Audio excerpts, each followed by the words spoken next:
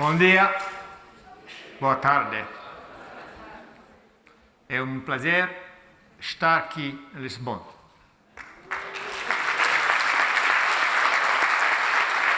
Muito obrigado. É tudo que sei em português. So that's the end. Thank you. My name is actually pronounced COCKBURN, and one of the great pleasures for me to be here in Portugal is the fact that there's a Porto which people here call Cockburn Porto, but is properly pronounced Coburn. So if there's only one thing you learn from my part of the talk, it's Coburn Port. A very lovely, we have Ruby and we have Tony. And this one is, for some strange reason, 2/3 finished, because I've been helping the locals understand the taste of a Coburn Port. I'm going to be talking about a simplification of Agile, radical simplification we call the heart of Agile. But before I get there, Maria is going to talk about Agile in the marketing realm, and then we'll put the two together. So here's Maria. How's everyone doing today? Good? Awesome. One of the things that you may have heard a lot about in the industry is the concept of business agility. So companies are trying to figure out how they can compete in an ever-changing marketplace. They're trying to do things faster than ever before, trying to stay relevant in their industry. And as many of us know, Agile is a great way to do that, a great way to develop products. We often associate Agile with software development. We're seeing Scrum used in hardware. We're seeing incredible applications now outside of IT. And as we talk about marketing, one of the greatest parts about this is that instead of just looking at how to develop a product faster, better, being able to adapt to changes in the marketplace, now we want to look at how we can also market it that way. And if we can market more effectively in less time with less budget, well, that just makes a lot of sense, right? So instead of having a product that we develop and then going into a traditional marketing approach, let's continue being agile, and actually we can start some of that agile marketing while we're still even developing some of the product. One of the things that ALISTAIR and I will be talking about is the heart of Agile, and also how that fits in with the Agile marketing framework. At the foundation of Agile marketing is the heart of Agile, which includes 4 simple words: collaborate, deliver, reflect, and improve. And as we get started, I'll invite ALISTAIR to share a little bit more about his background. Thank you. I'm one of the people who wrote the Agile Manifesto. So if you're suffering from Agile, I am partly to blame. I started off as a hardware designer, then I was a programmer, then I was assistant to a project manager, then I was responsible for writing methodologies. And out of that, I was one of those people who was writing the Agile Manifesto. Since that time, I've been watching it get increasingly complicated, and I want to slim it down. So I'm a certified Scrum trainer. I understand about Scrum. I had my own methodology family, Crystal. But that's my background enough, and I'll let you continue on then with the marketing. Thanks, ALISTAIR. So a little bit more about my background. I started in the murky waters of traditional project management. Has anyone else worked in the traditional world with the waterfall approach? I see several heads nodding and lots of hands up. Yeah, so what I found was it didn't seem to be the most efficient, because we would get like 60% through a project and have to replan. And it seemed that if we could plan in an iterative manner, that just seemed to make more sense. It seemed more effective. And over the last several years, I started experimenting with some members of my team on how could we apply Agile outside of IT? Because it's still associated with that quite a bit, because as we know, software development projects are so complex. Agile works really well for being able to simplify and say, what can we do to get a minimum viable product? So as we started looking at different areas, we thought, why don't we start with marketing? Because with marketing, that's where the money comes in. Makes a little bit of sense there. And since then, have been experiencing and experimenting with Agile in other capacities, like personal agility, working with Peter Stevens. And that's been absolutely incredible, just seeing the powerful ways you can apply Agile in your personal life and hearing how other people have been able to apply it as well. So a little bit more about my background. Have been traveling, also a certified Scrum trainer. I've been traveling all around the world teaching companies better ways to work, better ways to apply Agile, ways to transition their company, and now looking more specifically at taking that outside of just IT, where there is a lot of focus. And in marketing, we've actually led our Agile marketing classes around the world, from Singapore to Shanghai, Bangkok, Thailand, Bangalore, India, and then also throughout the US in Seattle, Atlanta, and DC. So what we're seeing is there is interest and demand. There are companies all over in a variety of different industries that are wanting to apply Agile to marketing, and they're wanting to know better ways to do that. So what I'd like to do with you today is share a little bit more about a case study of what we've seen applying Agile to marketing, and then share some of the core concepts about that. Does that sound good? All right.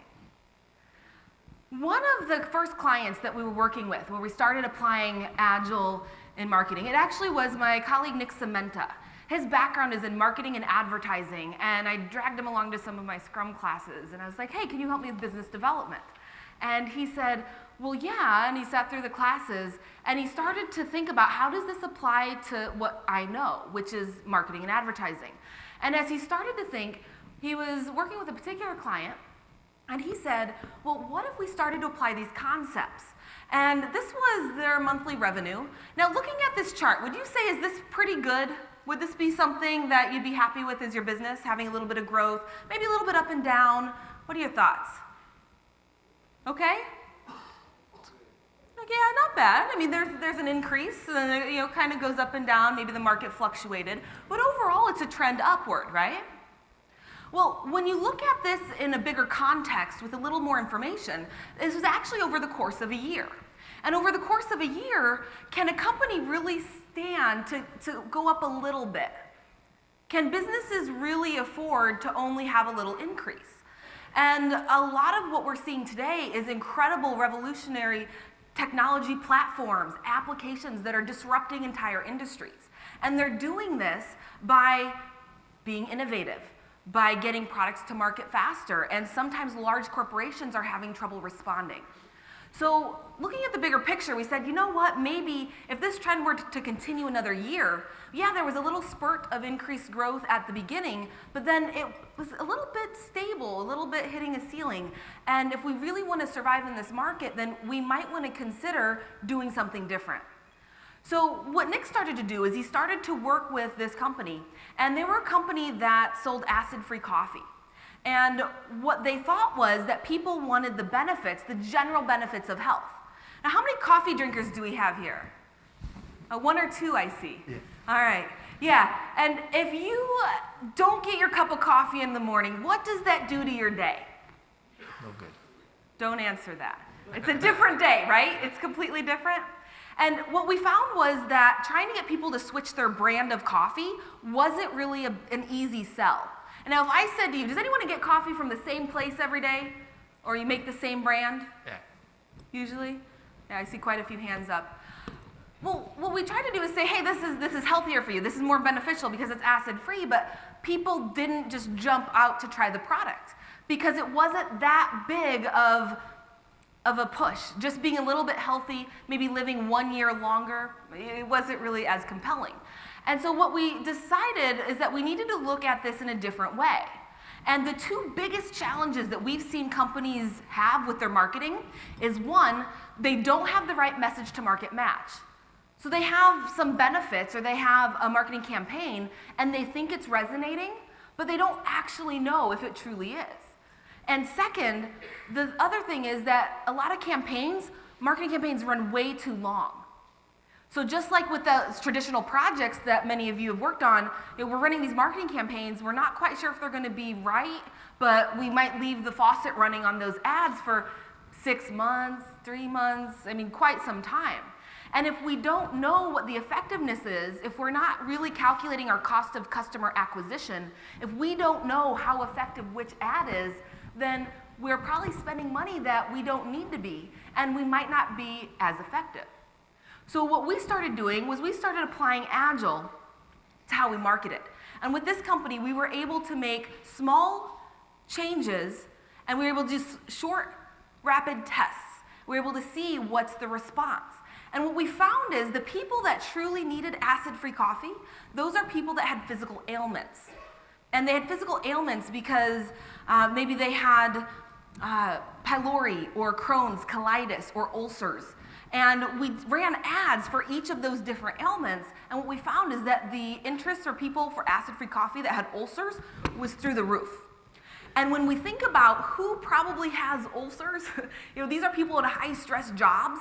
These are people that are executives, business owners. These are people that need that coffee to get through the day. And when their doctor said, well, you got an ulcer, you shouldn't be drinking that coffee, they probably drank it anyway and had pain. So what we found is that we actually could solve a real need.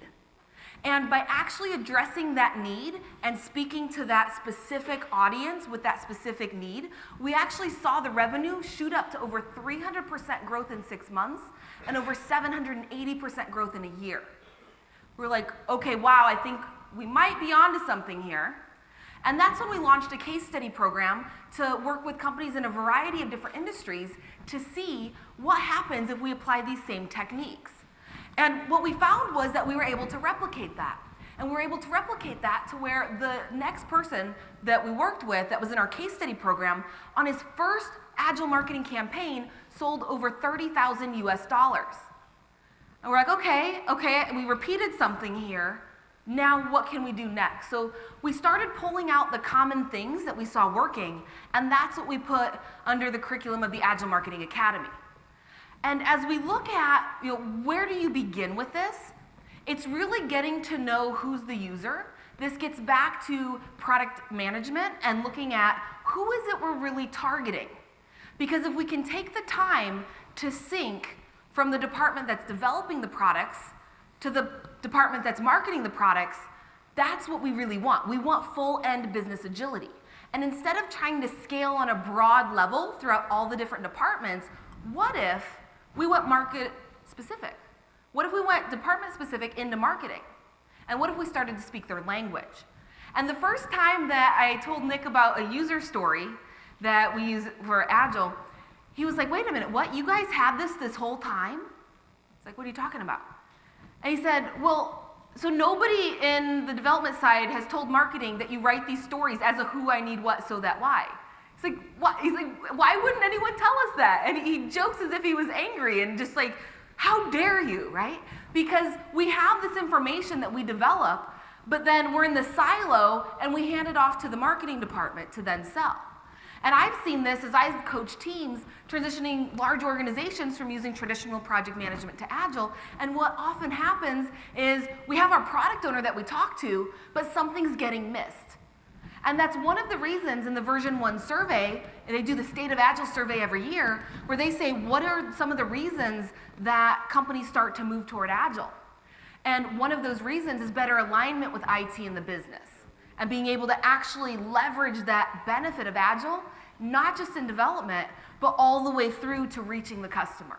And that's what Agile marketing helps us to do, is get that end-to-end agility. So when we start to look at, who's our ideal customer, from the behaviors, the interests, the demographics, who are they, where do they live, what do they do every day, what's a day in the life, as we really start to look at what's the need, who truly needs our product, instead of who can we sell to, that's where the shift starts to occur. So when you think about product ownership, when you think about who is it that we're targeting, we really, really do want to get in the customer's shoes. And as we start to look at the funnel, many of you may be familiar with a marketing funnel online. Maybe not so much consciously, but you've probably stepped in one before and maybe slipped into the funnel. Think, for example, if you've ever been on a website and someone said, hey, click here and get this free white paper. You're like, oh, that's an interesting topic. Sure. You sign up. And then before you know it, you have entered your email address, and then you start getting these emails. And they say, oh, well, why don't you join our webinar? Like, okay, yeah, I'll go to this free webinar. And on the webinar, they're telling you, well, hey, sign up for our online course, or purchase this other smaller book for only $7 or $27. Then, you're like, okay, well, the webinar was good. Let me get, the course. And then pretty soon they're asking you to make a $1,000 purchase. Does any of this sound familiar with any products you've seen online? Yeah, you have slipped into a funnel. Yes, kind of like a rabbit hole, like Alice in Wonderland. And as you think about this concept of the funnel, it's used by marketers because it works, because it's effective. As you build trust with people and you say, here's a small sample of value, now I can bring you along for another part of value and another piece of value. Now we're starting to be able to inch them up to a larger purchase. But what makes agile marketing different is we actually build the funnel from the middle out. So we're not just capturing information, we're actually cycling through and we're constantly revisiting who are those people we're targeting, from the demographics to what are their interests, what are their behaviors. And we're constantly cycling through and we're split testing. We're using iterations, we're doing it shorter and faster. And that's helping us be more accurate and spend less money finding who our ideal customers are. And because we're able to, especially for online advertising, track the dollars, we're able to see instantly how many clicks, how many views did that get? What about this other link versus this other page? And we're able to see so much than ever before. So when you start to look at agile marketing, this is how it fits with the heart of agile. We start with the basic framework of collaborate, deliver, reflect, and improve. So we start with looking at how can we write user stories to think about who truly is our ideal customer, and really thinking about what's the need. Now, when we did this coffee company marketing campaign, what we did is we started to use these different user stories and actually run mini campaigns off of each possible persona. So we said, as a person that suffers from ulcers, I need acid-free coffee so that I can get through the day. But wait a minute, who's that who that probably suffers from ulcers? What data is there on that type of person? And how can we, in our language pattern, actually connect so we have that message to market match? And what we saw was that we had some interest from people that had pylori. There was about 700 clicks of interest. We also split test this against a free sample, which was around 1,000 clicks of interest. We had Crohn's and colitis, which were just a couple clicks, but when we looked at the people that had ulcers, it was over 7,300. So those clicks were through the roof. So that told us instantly, let's stop doing the free sample, let's stop doing these other marketing campaigns, let's hone in on the 80-20, right? Where is it that we're gonna get the biggest bang for our buck? Literally, our marketing dollars. So as we wrote our user stories, we were able to collaborate and brainstorm around how are we able to do that. Then, when we were able to put our funnels online and run our marketing campaigns, we're actually iterating through these targeted campaigns. We're able to look at split testing, look at what's the data telling us. And then reflecting, so reviewing the data and looking what's actually happening, what's actually effective, and what are our sales being. And when you truly know your cost of customer acquisition, it almost feels unfair because it's almost like you're printing money. If I can spend $5 on an ad and sell $100 of product, well, I'm going to keep putting that money into those ads, right? If I can put $1,000 into the advertising budget and get $5,000 back, I'm going to do that, right? So we start to really break it down to a science. And then we're improving and split testing all throughout. So we're constantly cycling through. So a big thank you to ALISTAIR for sharing the heart of Agile that we're able to use as the basic, simple approach for doing Agile marketing because it just works. So it's been really exciting to see the interest of Agile marketing around the world. And we've got more classes coming up this year in the States, in Tampa, Florida. We've got Bangkok, Thailand again, and another class in India before the end of the year. And for anyone that's interested, you can go to agilemarketingacademy.com and you can check out some more details about Agile marketing and how this has worked. But we want to now talk about how does the heart of Agile help with this? And ALISTAIR, can you share more, please? Thank you. Good deal. So I was listening to that and feeding it into the heart of Agile. Here's the background. When we wrote the Agile Manifesto, we tried to make life a little bit simple, right? There's 4 values in the Agile Manifesto. It says individuals and interactions, that's the magic. The magic is how how the ideas move between the minds. That's the individual people and how they interact. You put your energy there and the magic happens. Related to that, customer collaboration. You include the customer, you do that same collaboration, and that's where the magic happens. Working software is almost an accident of history because it wasn't, at that we're a bunch of programmers. And the thing about programmers is you write programs that don't work, they break. Now the documentation in the world could be very nice, but documentation doesn't execute, it doesn't break. So very important to us in that discussion was we like that the software breaks because it tells us where we have errors in our thinking. Super important. So we wrote working software. In a larger sense, we could have been writing working product, in case you're not in software. In a larger sense, we're talking about real feedback from things that happen in the world. So now, when you listen to Maria, it's not that the software works. You put something into the world. The people don't behave like you were thinking. You get information. That's the category of feedback that we're after. And the fourth one, responding to change, which is paying attention to current reality. The idea before was people would always say, we're not on plan. We got off plan. You need to get back to the plan, right? Get back to plan. You never get back to the plan. The world is changing all the time. You make new plans. You change your goals. You stay the same goal and you have a new idea how to get there, but you never get back to the original plan. So we said responding to change or following a plan. So we made it simple, but that was in 2001. And then as it spread, more people, more methodologies, more training, and we'll talk about Shuhari. Most of what I'm going to talk about is Shuhari. To make it more simple for people to get started with, people naturally introduce rules and procedures and processes and tips and guidelines and recipes to get started. And after a while, Agile became complicated, became lots of rules. Scrum actually, and I'll go Shuhari, this is a forward reference, Scrum is a top-level, re-level, very abstract framework, but as it has gone from 100,000 to 200,000, and now about 500,000 people have the certified Scrum Master certificates, in order to have a consistency in the training, people have made it very regimented and rule-oriented for people to begin. It's not the way it started. It's not the way it should be. So a couple of years ago, I was really getting agitated about how complicated Agile had become, and I wanted to streamline and simplify it, and I got it down to 4 words. These 4 words. My claim is, and the point of my talk is to show you the basis of this claim. My claim is these are only 4 words you need.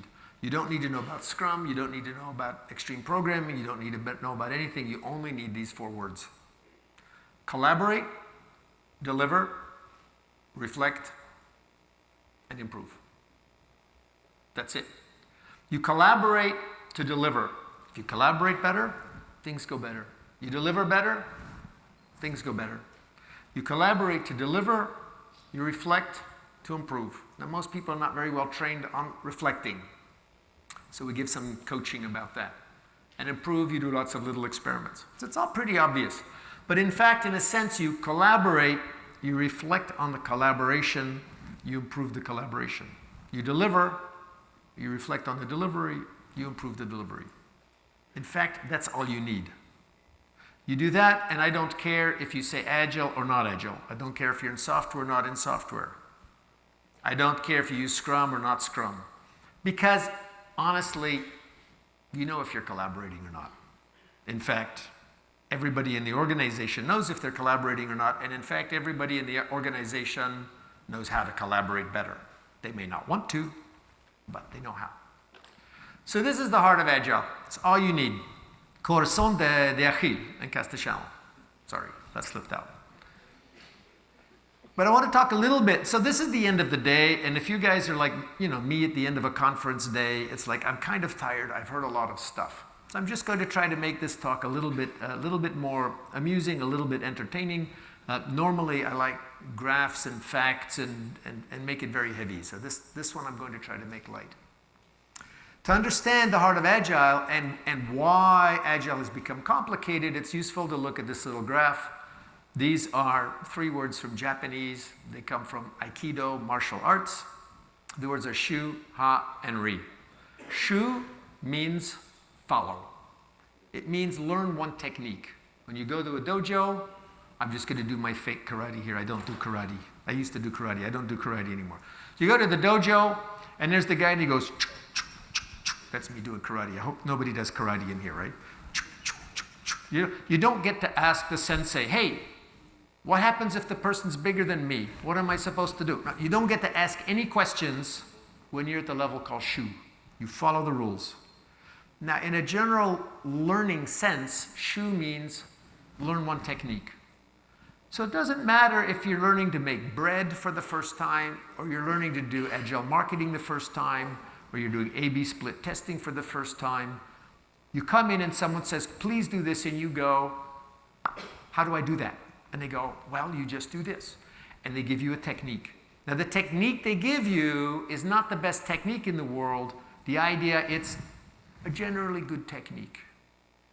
So we're going to go through these three with some videos just to kind of show how that works. It's a little bit kind of fun. And so I've got here first, I'm using diving as an example. So there's the symbol for shu, and there's a kid. And, you know, the kid, we're going to teach the kid how to dive. And so you say, hey, kid, you know, you stand on the edge of the diving board, you lean forward, right? And the idea is the kid will fall forward and dive in, right? And what they always do, when I do this anyways, they get halfway through the falling, and then they like open up. They get scared, and they go back smacker, and you go, no, no, no, don't do that. But does anybody dive like that for real? You guys don't dive like that. You know, I was looking for videos to show, and I was looking at the Olympics, and I was looking for all the Olympic events for the lean over and fall in event. They don't have that in the Olympics, right? Nobody does that dive. We teach people that dive, but they don't use it. So that's a shoe level technique. I have another example, which actually reminds with shoe, which is shoelaces. Now there are two ways. There are two ways of tying shoelaces, and we're going to do a little test in the audience here, and I'm just going to get out of the light just for a second. There's two ways of tying shoelaces. One, you make a half knot.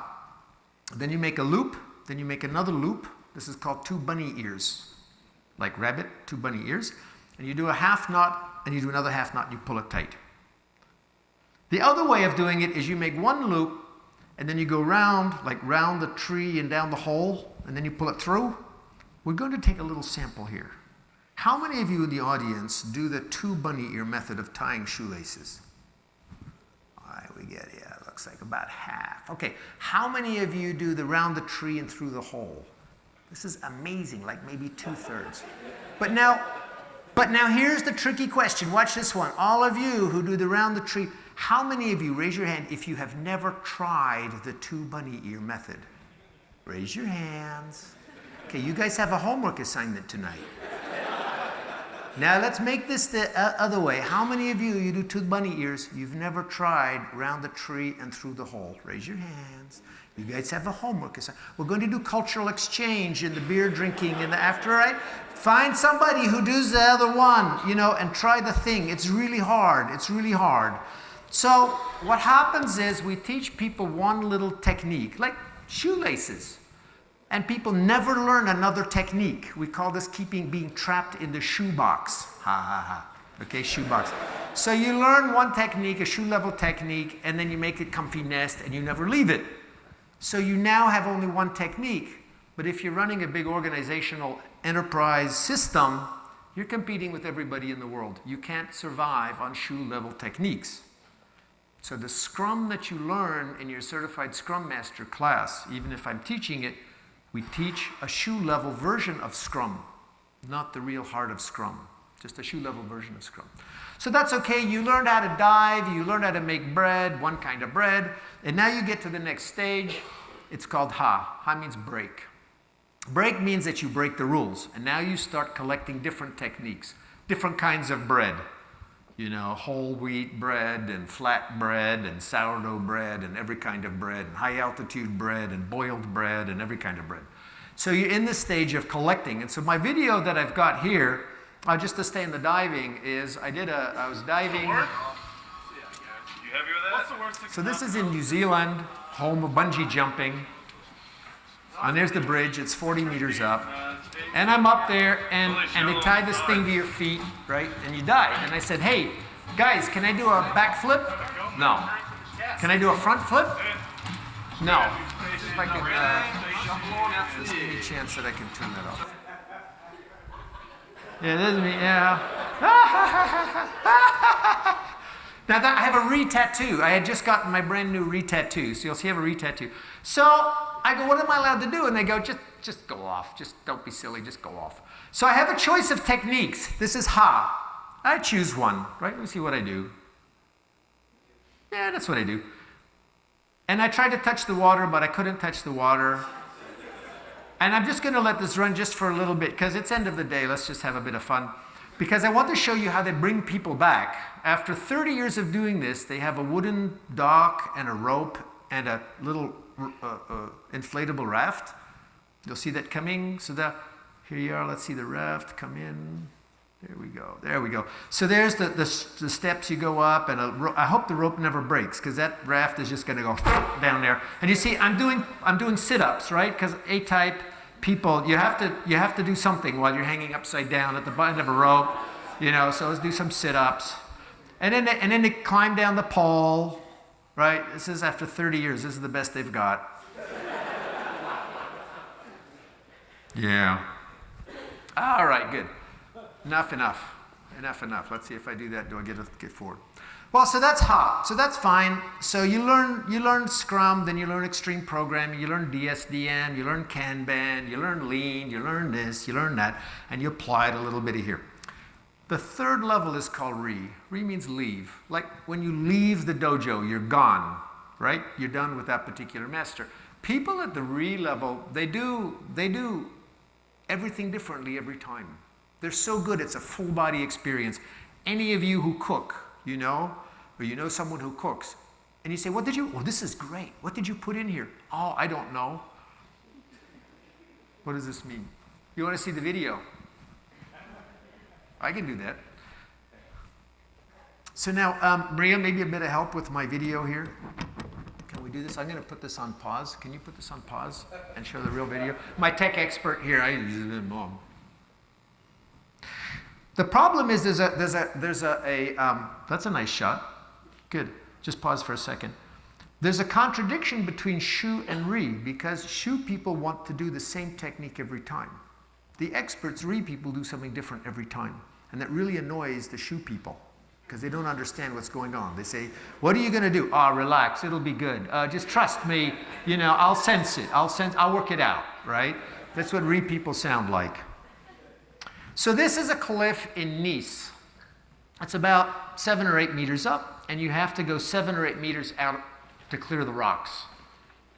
Okay, so this is really Re. There's no safety cord. You go, you go. You better know you're going to make it. You only get one try to get this one right.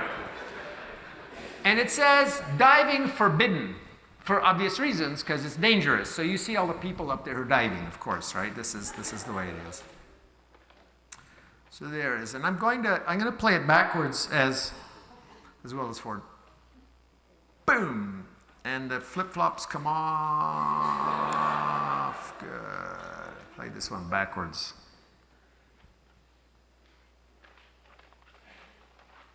There we go. What I want to show you is just all the wiggles in the air. Watch this. So this is faster than the speed of my thinking, and obviously I'm detecting something not quite right. And so this, I love this picture right there. That's a favorite picture. It's like it fell out of a hot air balloon. But what's actually happening, I'm speeding up the rate of rotation on this, because, you know, once you dive, once you push off, the horizontal distance is a given, right? You can't change that. All you can change is rate of rotation. So that's fixing the rate of rotation, and then actually that's speeding up the rate of rotation, and then it comes out good in the end. All right, we're just going to go on. That's fine. Let's see what happens if this works here. Does this work? Could you help me again, please?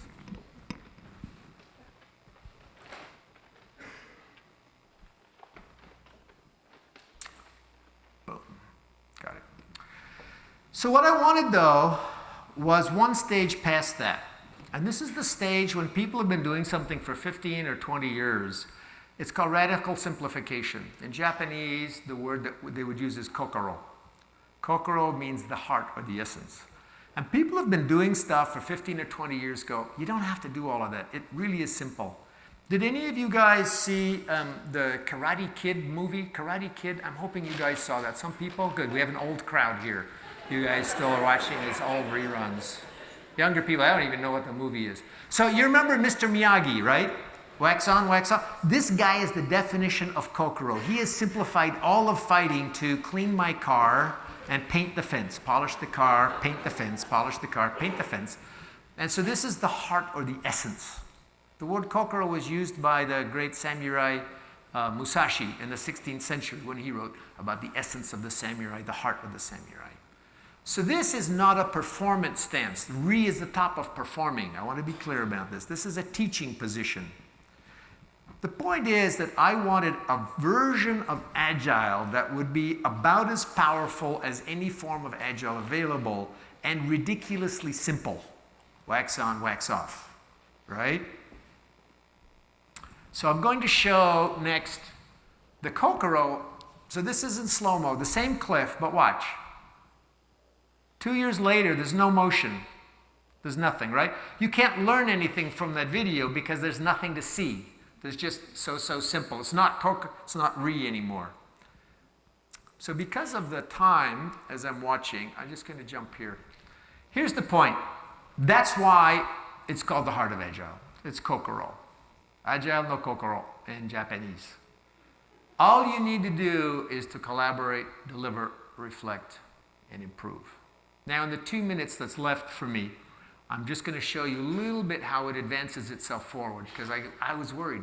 I only have 4 words? Like, how can you sell that? Turns out that's all you need. But I'll show you a little bit how it evolves. The first one, just to reflect on what Maria said, when I heard her telling the story, she did focus on the collaborate aspect. They delivered, they reflected on the delivery with analytics, and they changed or improved the delivery. So they deliver, reflect, improve, deliver, reflect, improve. That's what she was talking about in her stuff. If we expand it and you expand collaboration, you pick up topics like trust. Trust is a huge topic. How on earth are you going to improve trust in your organization? So although there's only 4 words, in fact, there's big, large topics behind each one. There's shu-ha-ri behind every box in here. In deliver, you've got all the lean Kanban stuff about the internal factors of delivery. You have the external part, which is stage delivery for incremental revenue, but you have the stuff that Dave Snowden was talking about, which was deliver in order to probe and learn. So you have delivering for learning, and the value of the learning is sometimes much greater than the delivery of the product, because if you build the wrong product, you're just dead anyway. Reflecting, you're after reflecting on the analytics and also on the emotions, the human side and the analytics side. And then changing, we're borrowing stuff from modern psychotherapy, solutions-focused psychotherapy, and we're bringing new topics into each of these. This continues to expand, and in the larger talk, if I had an hour, we would look at all of this. The only thing that I'm going to do, I just was going to, possibly talk about it. There's a guy, Georgia Babic in Belgrade, and they're using this Heart of Agile, this diamond, as their wall board, so they can control on the top. You see the kind of a Kanban conveyor belt thing. On the left, they've got inter-team dependencies and morale, collaboration. On the right, they've got things they're learning in the, in the reflection part. And they've, as they play with it, they've got mood graphs now, they've got new ideas, they've got Kanban, keep, try, all kinds of innovations. So they're using the Heart of Agile concept as their wall board to monitor their project. So that's the thing with the Heart of Agile. If I can go backwards there, I'm just going to go back to here to make an ending slide. Right there. It's very complicated. Life is very complicated. But just for a few moments, push everything off the table and only ask this question. Can we improve collaboration? I don't care what technique. Just can we improve collaboration? Can we deliver less, sooner, faster to learn better? Do we actually reflect on the data and our emotions? And then what can we do to improve? So that's the Heart of Agile, and I encourage you to try it. Thank you very much.